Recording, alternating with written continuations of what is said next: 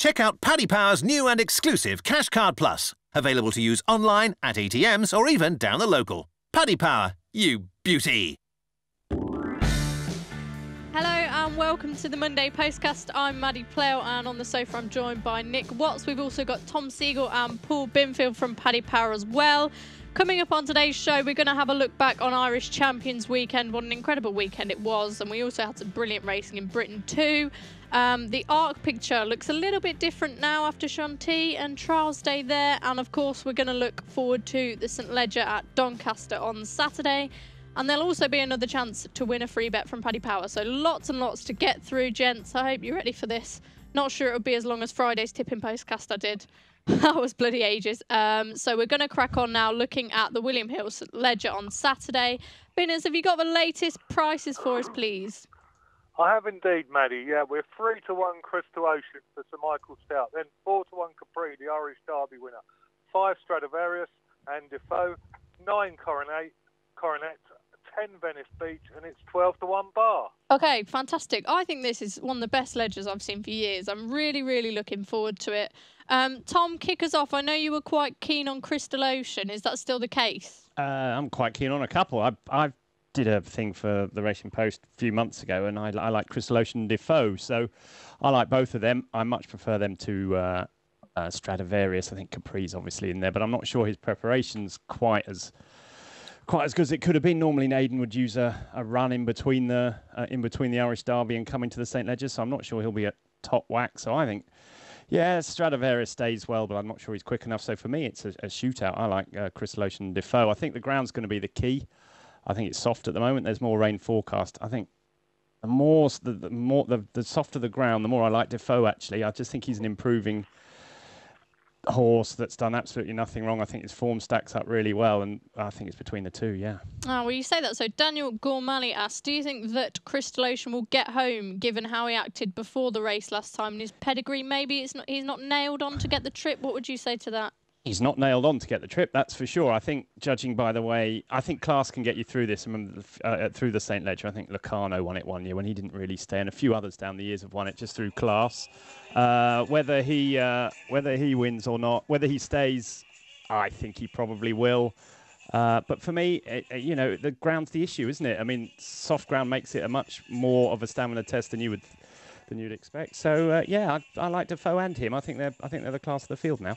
I'm a big Defoe fan. I think he looks like the horse with the most quality in the field.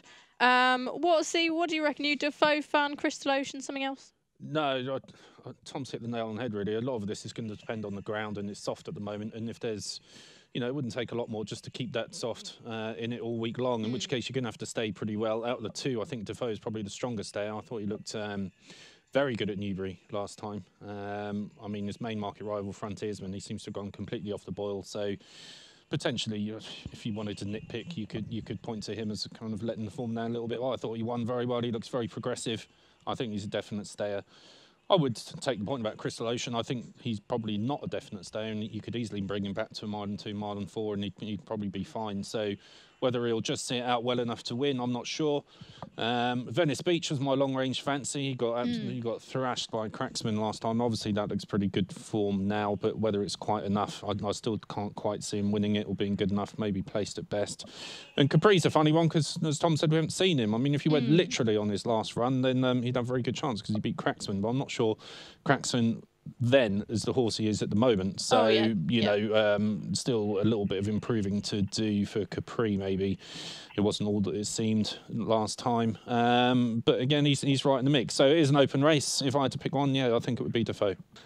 Binners, they've mentioned Crystal Ocean and Defoe in quite a lot of detail. Is there anything at the other end of the market that you fancy that was worth mentioning at all? Really, Maddie. I think Tom mentioned class, and I'm going to go with Capri, the Irish Derby here. I think any horse that can win a classic over a mile and a half has definitely got a chance in the St Ledger. All these horses everyone's talking about, Crystal Ocean, Stradivarius, Defoe, they all got potential, but they've got to prove it yet. Okay, and Maddie, can I throw in one? Rekindling. Yeah, of course you can. Mentioned him. The form, he was second to Order of St George last time. Looks a bit better now after he won the RS St Ledger by a million miles. Absolutely, tanked it. He's beaten Capri twice this season already, I think. Finished in front of him twice at least. Maybe just the once in Leopardstown at the start of the season. He stays well. He looked good when he beat Wicklow Brave. The ground might be a slight issue for him if it was very soft, but I think on form he's right in there with the others. Yeah, okay. Binners, just remind us, what price can we get on Rekindling? Rekindling? I haven't got the whole market in front of me, I'm afraid, Maddie. Okay, I think he'll be... I'm doing this from a car in the Listowel car park. Class as always. We'll try and get a price on Rekindling. I think it'd be probably double figures, wouldn't it? Yeah, he's around 12 to 1, I think. That's some value there. Anything else appeal to anyone on Saturday? We've also got the Park Stakes and the Champagne Stakes, which Godolphin usually do really well in. They've got Mythical Magic. There's a few others in there that I'm quite interested in. Tom, your 2-year-old Radar, like anything in the Champagne Stakes? Give us 2 minutes. I like Dream Today. Dream Today for Mark Johnson. I thought it was really impressive at York. That was clearly a good race. And Nick might be able to tell me, it was about 70 grand, wasn't it? For a maiden somewhere at York or something. So he's clearly very good. Whether he'll like him, he's bred to like soft grounds by Dream Ahead. I do like Hagerman as well, who I think will love the ground. And obviously we've got to mention Aiden will bring one over. Could be Sea Henge, could be US Navy flag or whatever it is, could be Mendelssohn, I think it's called. But he's got a few in there. But the one at the top, Dream, whatever it was called. Dream Today. Yeah, I thought he looked really good at York, so I'd give him another crack. Okay, what's he, anything for you? No, he's the one I had down on my list in the Park Stakes. I thought Acclaim was quite interesting. Came good at this time last year. I think he won 3 in a row. And the Joel Stakes, didn't he, at Newmarket, was it? Towards the back could end. well have been one of them. And a good run in France last time. So it looks like he's come to the boil again at just the right time. 7 furlongs, I'm sure that step back up will suit him well. Okay, before the break, here's your chance to win a free £25 or €25 free bet from Paddy Power. Simply tell us who is favourite with Paddy for Saturday's St Ledger. Tweet your answer using the hashtag Postcast and we'll announce the winner on Friday's show. The free bet will be credited to your account. Good luck. Paddy Power are offering money back as a free bet if the horse you back finishes 2nd, 3rd or 4th to the SP favourite in 2 races today and every day this month. Max £25 per race. T&Cs apply. 18+. BeGambleAware.org. Okay, welcome back to the Monday Postcast. We've covered the main race, the St Ledger. Obviously, that's on the Saturday. The meeting gets underway on the Wednesday. The action really starts to step up a gear on Thursday, though, with the 4 races on ITV. We've got the Mayhill Stakes and the Park Hill Stakes, the big races to cover. I was actually just doing the tipping for this race, was he? What do you reckon in those two? Anything really jump out at you? Yeah, I was quite disheartened to say that you liked Al Jazeera because when we've combined so far, it hasn't really come off, has it? So probably not. That's probably the kiss of death for poor Al Jazeera. But no, it was a good run in the Galtras last time, over a mile and forward. She's putting in some decent late work. So, she was quite interesting for me in the Park Hill and the Mayhill. Tajanas won last 2 on good to soft, so should handle, a bit of dig in the ground, no problem at all. Won the Sweet Solera last time. So, yeah, Tajanas and Al Jazeera would be the 2 for me. Okay, Tom, anything in these races getting your blood pumping? Not really. No, not yet. No? I totally come on board with your Al Jazeera stuff. She was clearly very eye-catching last time. Looked like she needed the run. Took ages to get going. Step up in triple suit. Luca Kumani, Doncaster. What's not to like? Very true. I like one called Dark Rose Angel as well in the Mayhill Stakes for Simon Crisford. I think that could be a 2-year-old that could surprise a few. Has there been any great moves for anything on the Thursday? No, not yet, Maddie. It's quiet enough. In the Mayhill, we make Nialetti the 3-1 favourite, 4-1 Bilston Brook, 5 to Janus for Nick Watts. I like her as well. I think she'll be suited by the mile here, stepping up from 7. Veranda on the same price, 8 to 1 bar.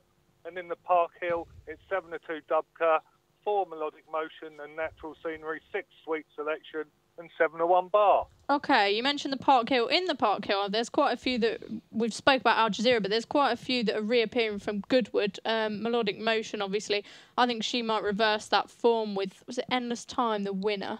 What do you make of that, Watsy? Do you think Al Jazeera can win and improve past them, or?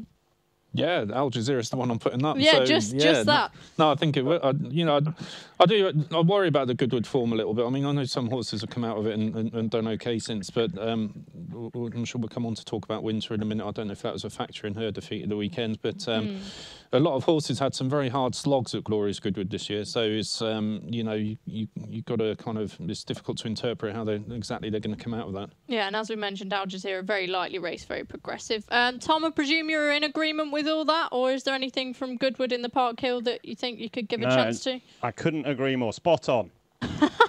Okay, you're making my job. I don't know if you're making it really easy or really difficult today.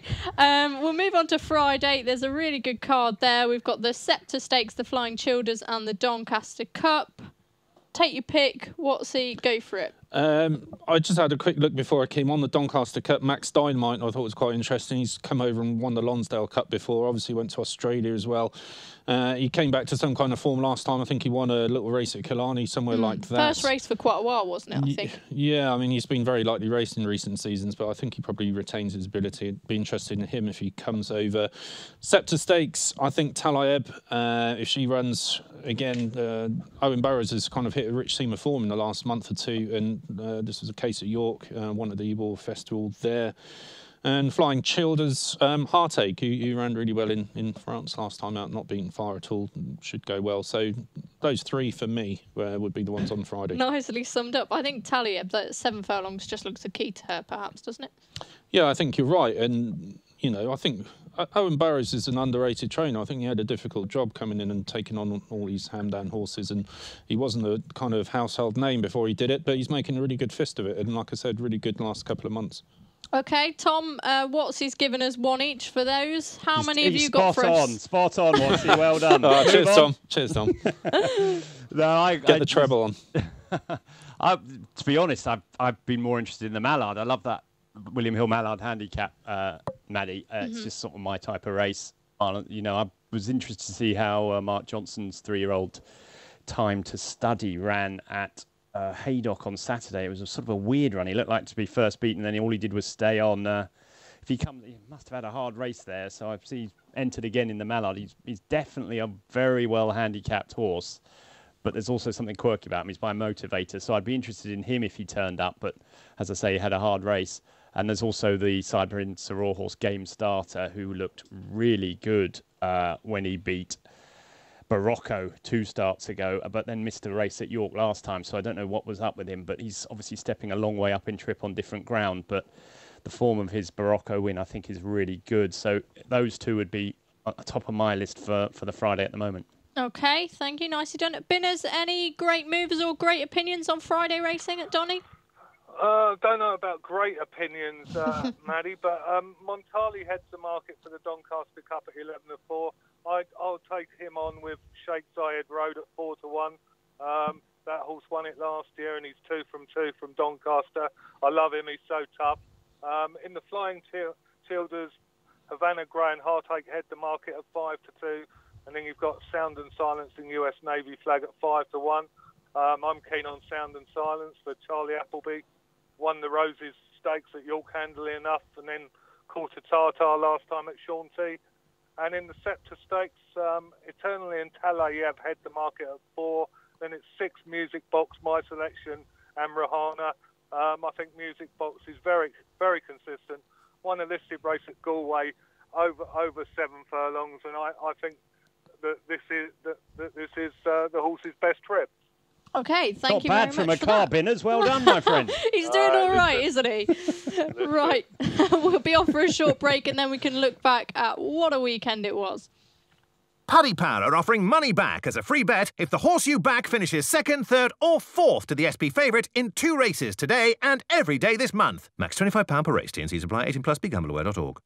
Okay, it seems like such a long time ago Harry Angel won at Haydock, but he absolutely took the breath away, didn't he? We're going to talk about him and how we think that he's surprised on that ground. Did he surprise people, or is he just simply the best horse in the division at the moment? He's going to go for the Champion Sprint at Ascot next. Spinners, what prices can we get for that, please? Well, we go 5-4 Harry Angel, who I think William Haggas said looks unbeatable if he gets a soft lead. Then it's 9-2 Caravaggio, who bounced back at the Curragh yesterday, 7 the Tin Man, 10 Brando, and it's 12-1 Bar. But I love the piece by David Carr in the Racing Post the other day, William Haggas saying that you can't allow this horse a soft lead. I think that very much looks the case, but even if something did take him on, I wouldn't be surprised if he just went past them. He just looks different class. What do you reckon, Harry Angel? Do you think anything could beat him anywhere? Yeah, it's easier said than done, isn't it? I mean, you say, or Haggis said, you've got a soft lead and he's invincible when he gets that. But, is there any other horses that could go with him? And if they do try and go with him, are they compromising their own race by trying to do that? I think the key for me, for Harry Angel, is he's just matured as a horse. And I think it was all mental with him to start with. And he could get a bit stirred up before the start and maybe run a bit too free and not have enough left for the finish. But he just seems so much more relaxed now that, he's taking the races in his stride. He's running within himself. And he can basically, to put it very simply, he just runs very, very fast. And he's very difficult to live with. And I don't know if something tried to take him on early doors. I don't. Maybe a bit like Ascot in the Commonwealth Cup. Do you think that could fire him up a bit too much? No, I don't think so. I think the way he's improving with racing and his mind is improving with racing as well. So I think you could try and take him on from the front, and I think you might just end up ruining your own race. So there's no easy way to beat him simply because he is very, very good, and he was a joy to watch at the weekend. I love watching these fast horses, and he just looked exceptional. Yeah. Right, we're going to talk about the champion sprint at Ascot. And as Binner's mentioned, Caravaggio could be one who could go that way. I think it was a bit bizarre that they sent him over 5 furlongs. He looks like he needs about a mile now, but he did manage to win at the weekend. Do you think he can, repeat that form at Ascot and beat Harry Angel? Or do you think that Harry Angel's just a different horse now? Me? Yeah. Who? Me? Nick, and then you can wait. You can come after. Okay. I can have a little... Yeah, he won at the weekend, but I'm still not sure he's the horse we all thought he was when he won at Ascot.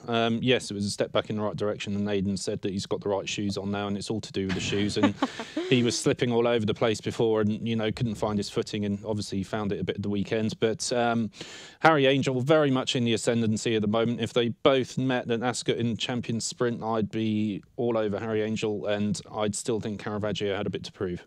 I don't even know if he'll go for that champion sprint at Ascot, Caravaggio. Tom, go on then, take it away.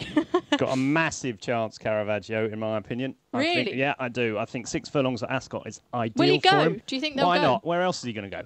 This is true. They're not going to go to the Everest Ascot's now, are they? Perfect for him. Ascot's perfect for him. I love Harry Angel, but I don't think Willie Haggis was showing any rocket science tendencies by saying good sprinter gets easy lead and wins. Christ, if every sprinter gets an easy lead, it's going to win.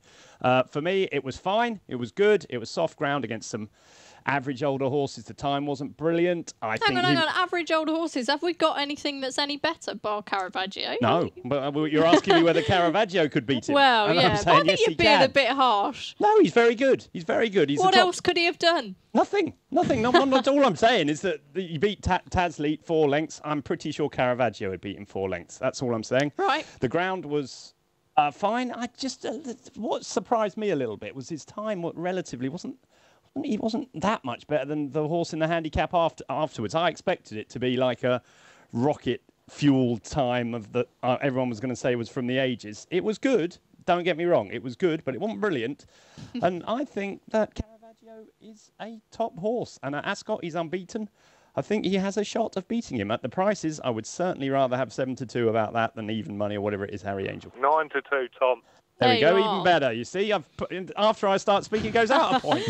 Okay, Pinners, just to finish on that little segment, who would you be with, Harry Angel or Caravaggio? Definitely Caravaggio. Well done, Pinners. Yeah, there you go, Tom. I used to have problems with my shoes when I used to go dancing in nightclubs. I think you had more than a problem with your shoes, Pinners.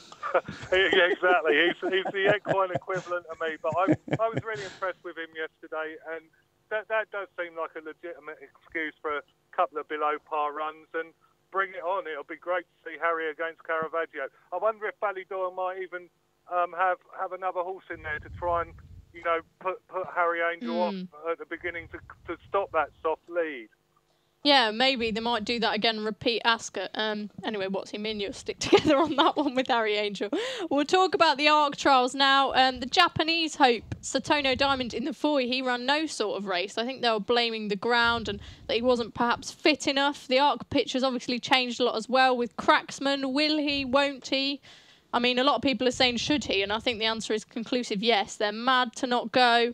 What was your sort of reaction to all the action in France? What do you make of the Foy and the Niel?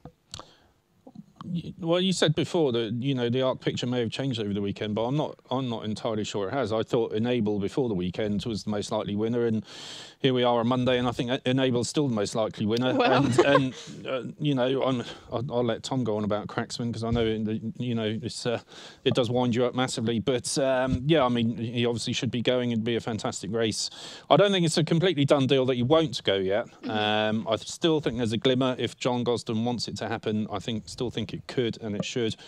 And that would really make the race because the French 3-year-olds don't seem up to it. Japan are going to have to wait a bit longer for their Arc winner, I think. So, do you think you just discount you don't buy the excuses of Sutono Diamond? No, not really. The one who did maybe advance his claims in a way was Order of St George, but he had a crack at it last year, finished third.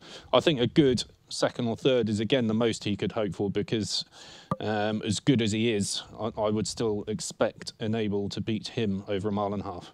I think maybe he's that little bit better with quite a lot of cut in the ground as well. Yeah, if it's really wet, he could go well. But Enable goes well under any conditions as well. Yeah. She's bomb-proof in terms of ground and everything. So I'd still think she would have quite a big edge. Okay, a bit unbeatable at this stage. I'm going to ask this to everyone. Kev McAlley says, who would you jock up on Cracksman given the choice? Bearing in mind who's free. Nick first before we go on to Tom. I don't know, James Doyle. Okie dokie, nicely done. Tom, who would you jock up on Cracksman? And I'm sure you're looking forward to have a bit of a moan about why they're not running. They need to go, don't they? Well, first of all, I'd put Smullen up. Pat Smullen, he rode him in the Irish Derby. It was things when it didn't go perfectly, but he knows the horse. Secondly, it's just absolute madness, isn't it? I mean, of the top order, I can't think of another sport ever or another situation ever in sporting history where something like that wouldn't run in the Arc. I mean, it's 1997 since the last Niel winner didn't run in the Arc. You weren't even born, Maddie, probably, since the last Niel winner didn't run in the Arc. I mean, it's just madness. You win the best Arc trial on the snaff by 5 lengths. You're the best 3-year-old colt. You're going to be 3-1 to win what everyone says is the best race in the world. And you're going to wait until you bump into another Enable next year, giving her £8 when you don't have any clue what form you're in. It's absolute madness. The horse should run. Everyone knows it should run. Those stupid, do they think we're born yesterday or will be a better horse next year if it doesn't run in the Arc? I mean, come on. We're better than that now, aren't we? It's a thoroughbred running around a field for 2.5 minutes is gonna decry it from having any chance of winning a good race next year. It's just utter nonsense, isn't it? Run the horse. He's running the trial. He's not a Group 1 winner. Why not run him? It's just, to me, it's what's wrong with horse racing sometimes. If Paul Nicholls had done this when Denman and Corto Star were around, we wouldn't have any of the great races we've had. If Michael Dickinson doesn't run 5, if Aidan doesn't run 3 or 4 in his races, it's absolute barming. It's just so ridiculous it's untrue in my mind. But, when logic goes out the window when horses are concerned, and they'll do what they want to do. But it's just a shame because we're all looking forward to a great race, and at the moment it's a terrible race, which Enable will win in a cakewalk. The only horse that I consider can beat her is Cracksman. What's the problem? Run. Let's see what happens. Do you buy any of the whole bloodstock argument and that it's all to do with stud value or something like that? I mean, someone suggested to me that the reason they didn't want to run him a Ledger was because it would taint his stud value, and saying that all these horses would just be National Hunt stallions. Well, that's what happens to a lot of the Derby horses, and he wanted to go and win the Derby, so I don't think it's got anything to do with that. I just think that I don't know. I expect there's some underlying reason along the line that none of us ever know why they think the way they do. I suspect Frankie's got a big say in it. All this nonsense he keeps. He's not ready for it. All that. I mean, if he wasn't, he's not ready for the Arc now after he's won 2 trials, but he was ready for the Derby after 2 runs back in June. I mean, it's total. It's just the things we're talking about, that they are talking about, it's nonsense. If they don't want to run, just say, look, we don't want to run. But all the nonsense that comes out, that's just rubbish.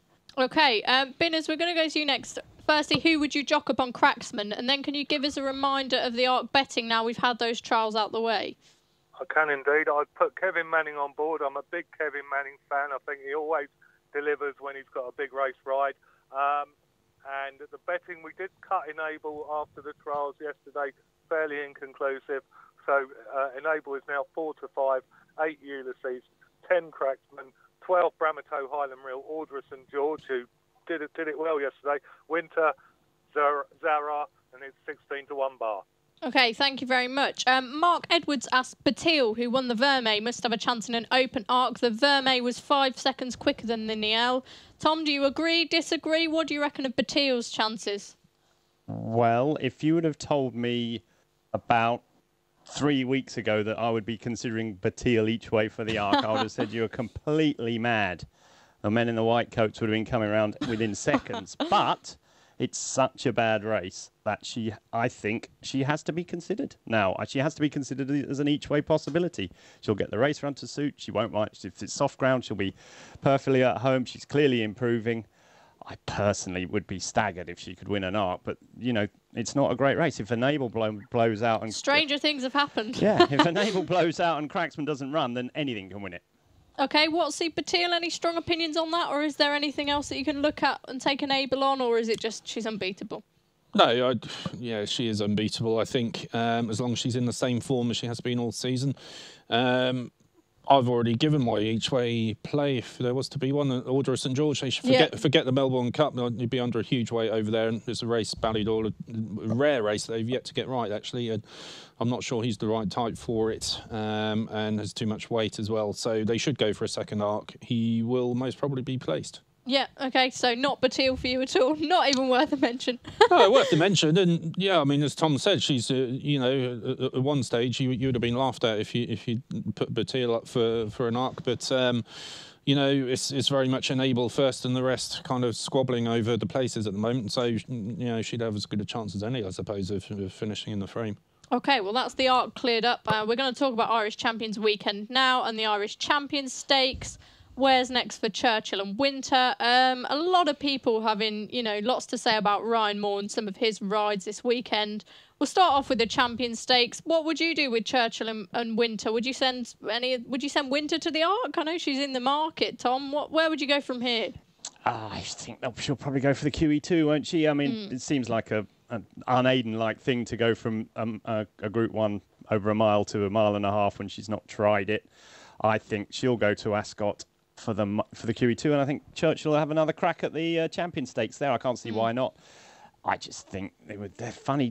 That Leopardstown track's funny. You get stuck on the inner there, and it's really hard to extricate yourself.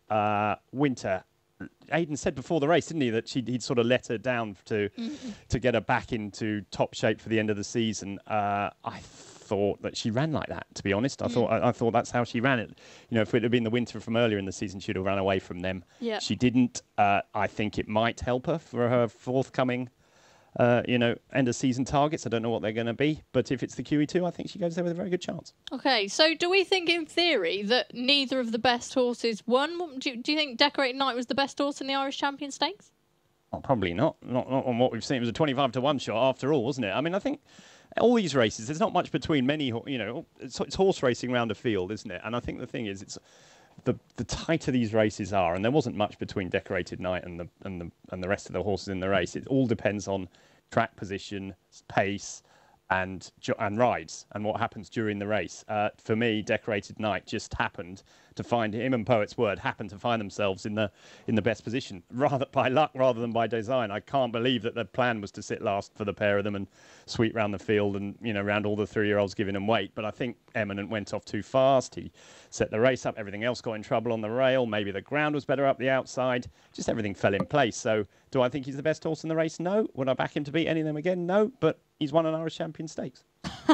Nicely summed up there. So you don't think the Churchill bubble is burst, and you'd be interested in at Ascot, would you? Oh, look, I've always thought he's been an overrated horse. I thought last year as a 2-year-old they were making noises about him being the best. I didn't see it. He won the Guineas, fair enough, but I thought the two behind him probably would have beaten him if the race had gone differently for them, as we were talking about there. And since then, he's just been average, really, isn't he? He's been okay, but no more than that. I think he's got a chance of winning the Champion Stakes at Ascot. I do. I think if they ride him differently, if they send him on, I think he stays very well. I think that's the key to him. I think a mile and a quarter is perfect for him. I think he has a chance of winning the Champion Stakes, definitely. Right, okay, Watsy.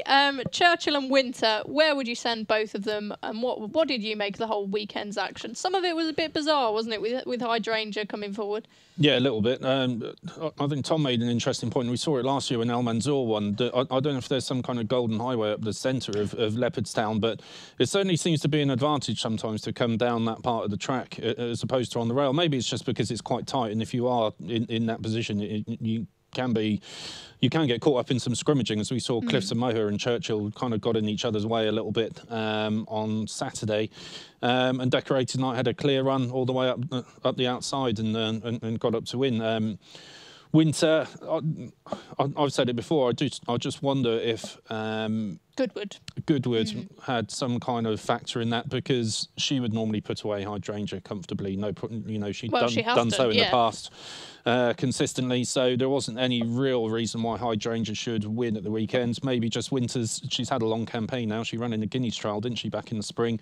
And she may have had a harder race at Goodwood than first appeared, over 1 mile and 2 on really, really, really horrible ground for a top-class filly. So that could have just been paying a price, and it might have had a factor in Aidan's thinkings. He does like to keep them, or try and keep them going forward. So maybe he had to not sacrifice something, but in order to get her to the QE2, maybe he did have to let her down a little bit after Goodwood to try and get over that. And this was not a stepping stone, that's the wrong word, because it's still a Group 1 and he wants to win it. Yeah. And he did win it anyway, but just making the point that under normal circumstances, Winter would have won that race, but it could have had a Goodwood factor involved in it. Yeah, I think the way in which she was ridden, it was quite obvious to see Ryan Moore didn't want to give her too much of a hard time and was trying to win the race without being overly hard on her. So perhaps Winter needs marking up a little bit for her effort. We'll move on to the 2-year-olds now. I was really impressed with Verbal Dexterity in the National Stakes.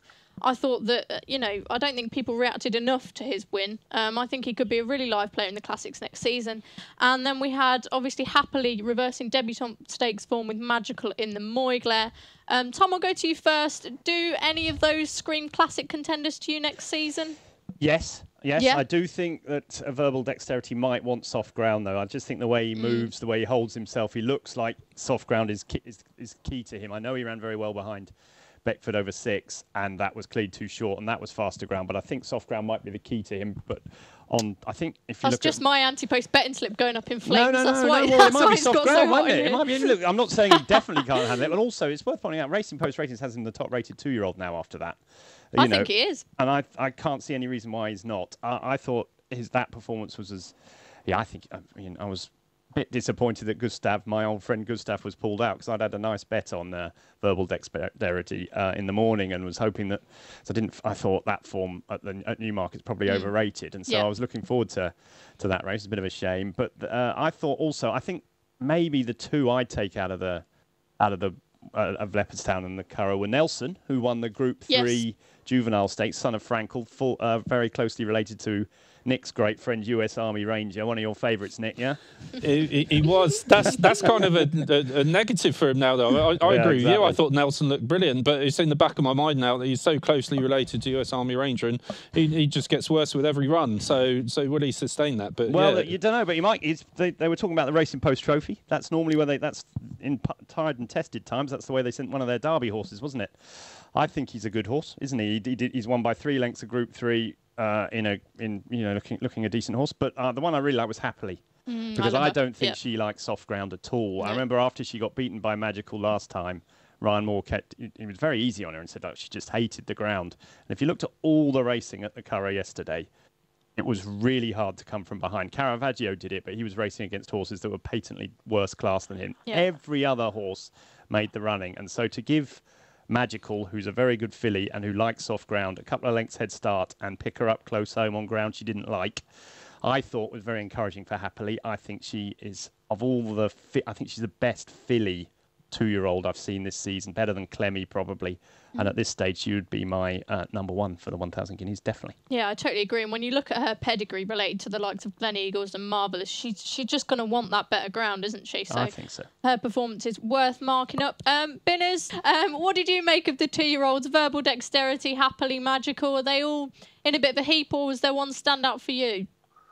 Well, I always think the National Stakes is the best trial in Ireland for 2-year-olds, Maddie, and Verbal Dexterity. To win it by 3.5 lengths was very impressive. When you think Jim Bolger, maybe he's gone off the boil a bit, he always produces a rabbit out of the hat, and he's got one here. It was a shame Gustav didn't run, as it was with Clemmy in the fillies race. But listen, Verbal Dexterity does deserve to be top of the tree now, and you know, he's a double-figure price for the 2,000 guineas next year. But that looks a bit of value to me. I totally agree. On that note, it's about time that we finished the show now. It'll be goodbye from me, Watsy, Binners and Tom, and we'll be back on Friday. Check out Paddy Power's new and exclusive Cash Card Plus, available to use online, at ATMs or even down the local. Paddy Power, you beauty!